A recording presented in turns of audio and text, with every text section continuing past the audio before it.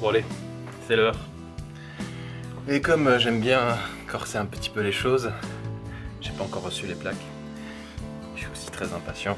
Donc, en attendant, on se contentera de ça. On se contentera de ça et c'est déjà énorme d'avoir un humour à lui apposer. Ça, je le dois à Félicien du garage Henri Granger, situé entre Mâcon et Villefranche-sur-Saône, qui a pris beaucoup de son temps pour parvenir à me sortir du merdier d'ANTS en me générant une immatriculation temporaire valide. Un énorme merci à lui. Et puis, j'espère que si je croise les bleus, ils seront conciliants avec moi.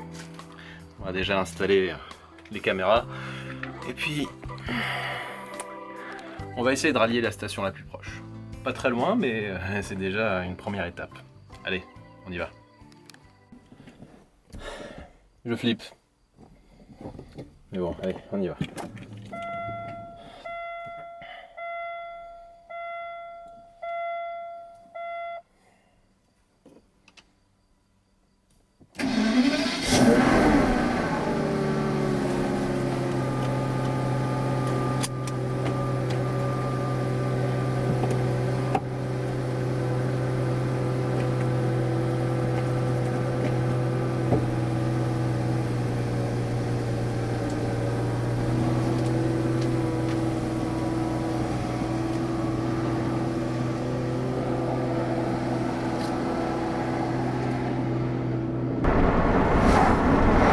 Ils sont tous surveillés à la température d'eau.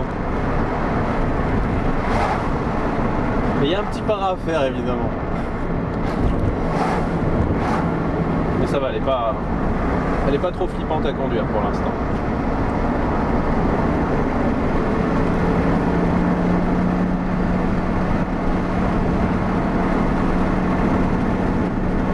Les pneus sont carrés évidemment après autant d'années d'immobilisation.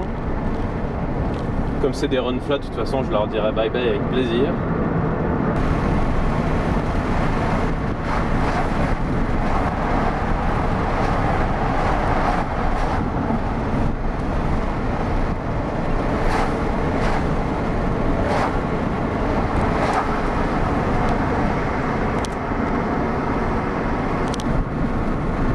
On est entre froid et chaud pour l'instant, donc il n'y a pas à s'inquiéter particulièrement. En revanche, je vais mettre le chauffage en route. Voilà.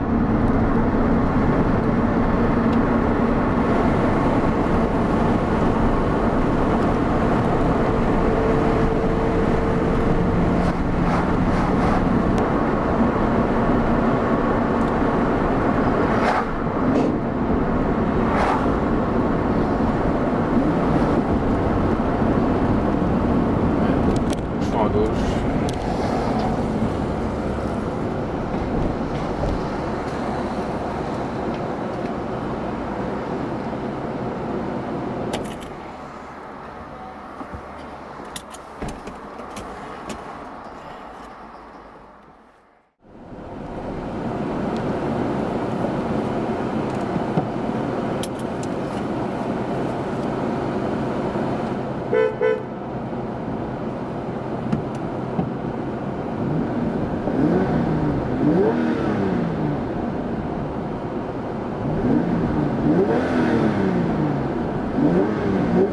Vous rappelle pas une émission anglaise cette scène pour faire sortir le collègue mécano ?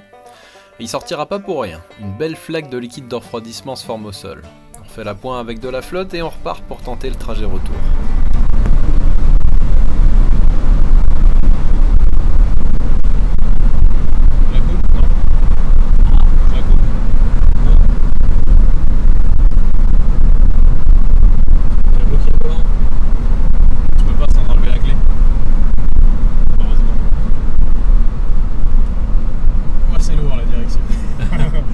Est-ce que je vais réussir à freiner? Ah ouais, fais gaffe. Non, c'est bon, il y en a en réserve. Je dis normalement. T'as le droit qu'il y a un freinage. Ouais, c'est bon. On se met là, hein. On se met là pour faire repartir. Putain, on va encore se faire voir en voiture anglaise en panne. Petite pause au bout de quelques kilomètres histoire de compléter le niveau. Même si au final on en a perdu assez peu.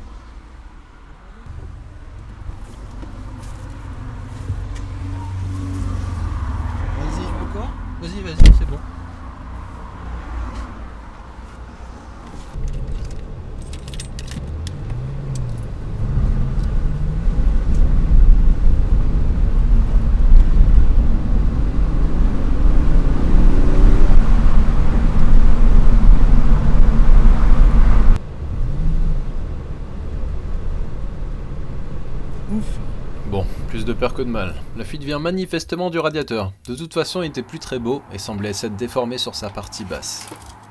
En attendant de le remplacer, j'ai été chercher mes plaques. Il est temps d'abandonner ma superbe réalisation sur carton.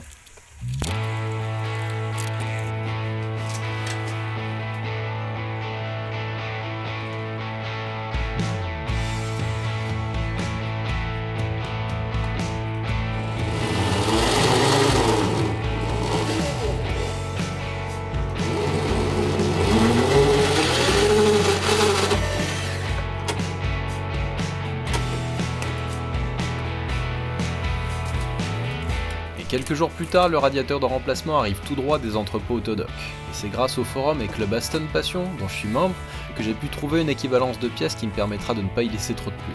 J'en profite donc pour les saluer et les remercier. Et c'est reparti pour une dépose-repose du radiateur et des ventilateurs.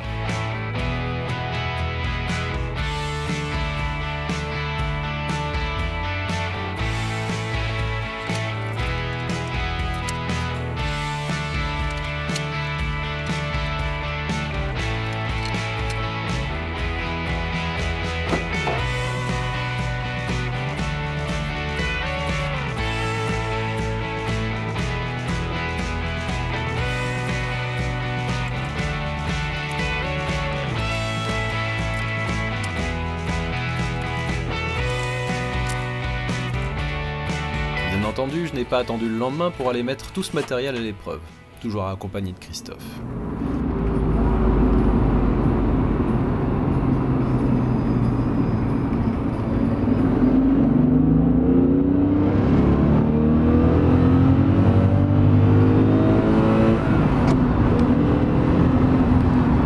Il commence à se faire entendre plus clairement, c'est bon signe. Allez, cette fois-ci, c'est vous que je vais embarquer en DB7. Oui, on y est, ça y est. Je pense que vous attendiez presque ce moment-là autant que moi. Et en fait, pour moi, ça a été un petit peu plus compliqué puisque le chemin n'a pas été très direct. J'ai eu l'impression qu'elle m'en voulait un petit peu. À chaque fois que j'avançais sur un sujet, j'avais une nouvelle tuile qui m'arrivait avec. Et j'ai découvert un certain nombre de points problématiques avec la voiture, dont certains vont vous apparaître assez clairement, je pense, pendant cette petite balade.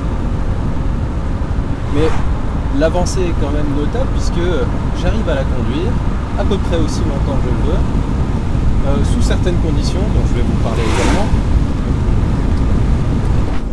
Et aujourd'hui, on va profiter de ce trajet effectué sur un magnifique soleil de mai, et c'est sans doute l'un des derniers visiblement. Donc je me suis empressé de faire ce petit tour pour vous montrer ce qu'il en était. Alors, au rang des soucis, à ce jour, la ventilation du radiateur ne fonctionne pas correctement. C'est-à-dire que la température va, tant que je roule, se stabiliser à sa valeur normale, donc sur le compteur on arrive au milieu du voyant, enfin du mano, et si je ralentis ou si je m'arrête, par contre ça va aller bien au-delà. Alors évidemment quand ça arrive, je la coupe dès que ça dépasse la normale, et hier on a trouvé avec Christophe un moyen de contourner le problème en fait, en mettant en marche la clim. Alors le compresseur évidemment lui ne tourne pas puisque le circuit est vide, mais par contre eux, les ventilateurs, se mettent en route à fond et il suffit à faire baisser la température même véhicule arrêté. Donc ça c'est une très bonne chose. Une très bonne chose parce que ça va me permettre d'aller Uriage, a priori. Si j'arrive pas à le joindre, ça sera sans doute pour une autre raison, et pour l'instant je la connais pas. J'espère qu'il n'y en aura pas. Mis à part ça, les derniers roulages que j'ai fait, ça va pas chercher bien loin, j'ai dû faire 60 ou 70 km tout cumulé, révèle que la voiture se comporte quand même pas mal vis-à-vis du nombre d'années qu'elle est restée immobilisée. Les pneus étaient bien carrés au début, donc ça avait tendance à vibrer assez salement, mais là ça commence à être bien. Je la trouve plutôt agréable. J'ai entendu un truc très vilain, je sais pas ce que c'est.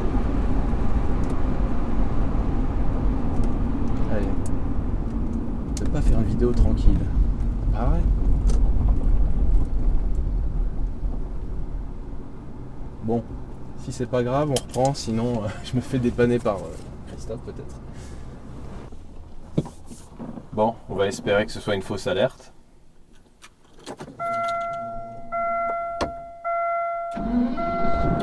J'avais l'impression que ça venait du pont ou d'un cardan, mais peut-être pas finalement. J'ai bien trouvé un truc, mais bon, enfin, on va essayer de continuer comme ça.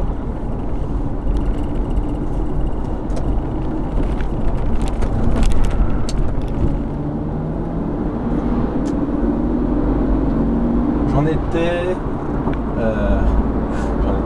Oui, le comportement, bah écoutez, elle est saine, elle est pas désagréable tant que la route est belle. Quand c'est un revêtement dégradé, en revanche, oh la vache, ça tape fort. On dirait un petit peu, comme je disais à un de mes amis, un kart de 2 tonnes. C'est-à-dire qu'on a presque l'impression qu'il n'y a pas d'amortissement.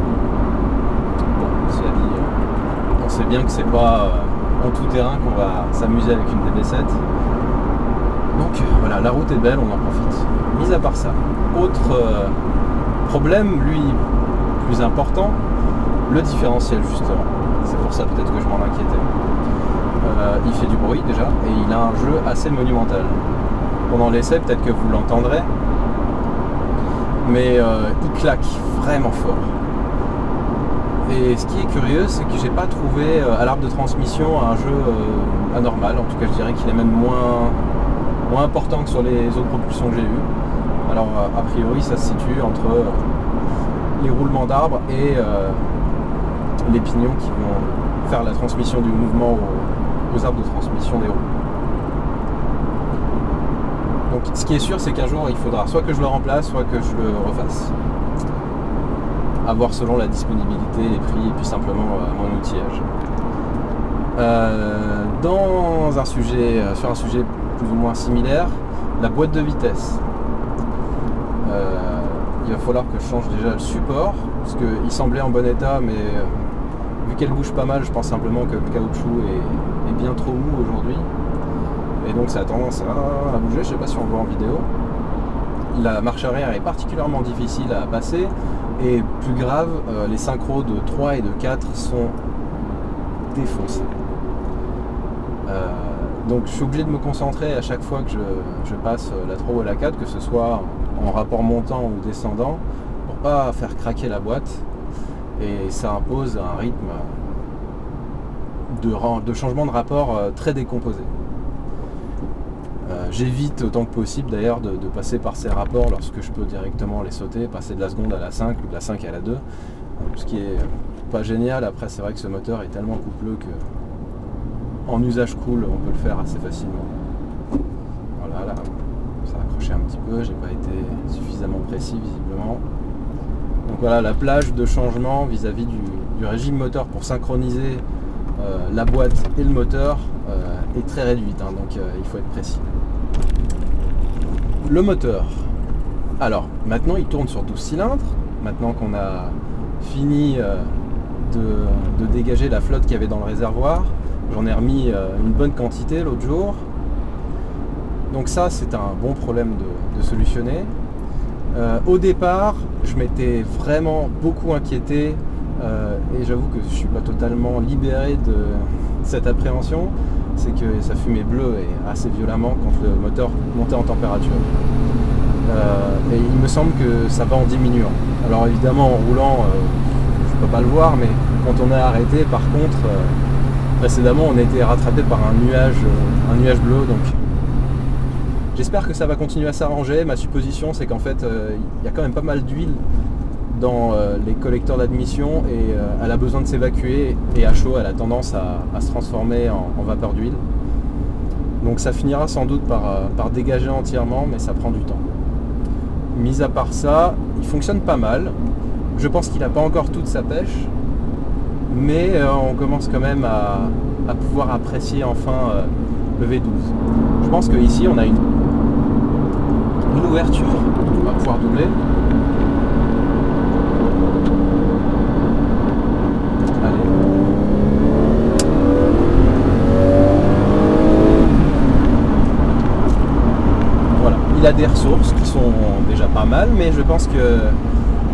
pas en tirer mieux que ça. Alors il faudra voir ce qui va pas. Il me semble que dans le club Aston, que je remercie encore une fois au passage, il y a quelqu'un qui sait faire le diagnostic sur ces générations. Il y a 2 prises OBD. Il y en a une pour le châssis, il me semble, pour les connexions, et l'autre pour l'informatique moteur. Et il faudrait bien que je vois s'il y a des défauts. À mon avis, il y en a. Il doit y avoir quand même des sondes qui sont en défaut. Et sur ces moteurs, quand même, il y a pas mal d'électronique, donc c'est pas évident de naviguer à l'aveugle. Par rapport à avant où je faisais quelques centaines de mètres pour rentrer, le fait d'en faire 60 d'un coup, c'est significatif. Donc le fait d'en faire autant, ça commence à mettre en confiance. Surtout vis-à-vis du moteur, c'était ce qui m'inquiétait le plus. Imaginez le fait de l'avoir remplacé, de m'être acharné à le remettre un minimum en état pour qu'il soit fonctionnel, et puis finalement découvrir qu'il est HS, ça aurait été quand même un coup dur. Voilà. Je pense qu'on a fait à peu près le tour du sujet.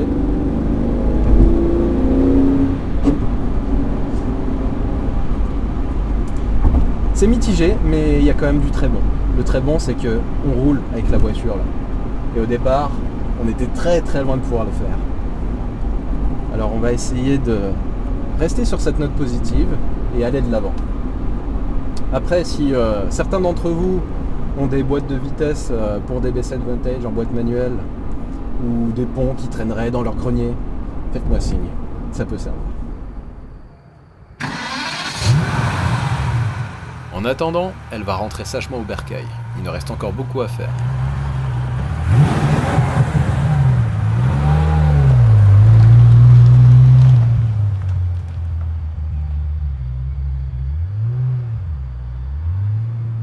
Bien entendu, j'imagine déjà dans un futur plus ou moins proche libérer la sonorité de ce V12 comme il le mérite.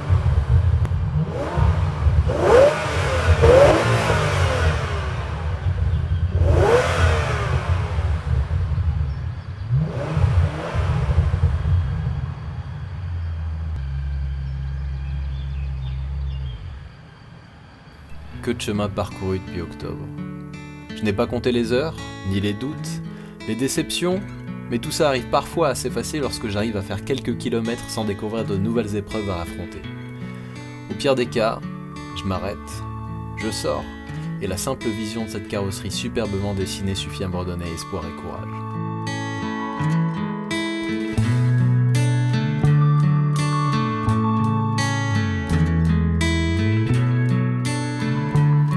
Cette Aston, pour moi, ça reste le Graal en termes de design automobile, et ce n'est pas la chance d'en avoir une qui m'a fait changer d'avis. Je découvre simplement d'autres manières de l'apprécier. Sur ces images d'une DB7 qui roule sans exploser ni son moteur ni sa transmission, je vous laisse. J'ai pas mal de trucs à préparer. Bye!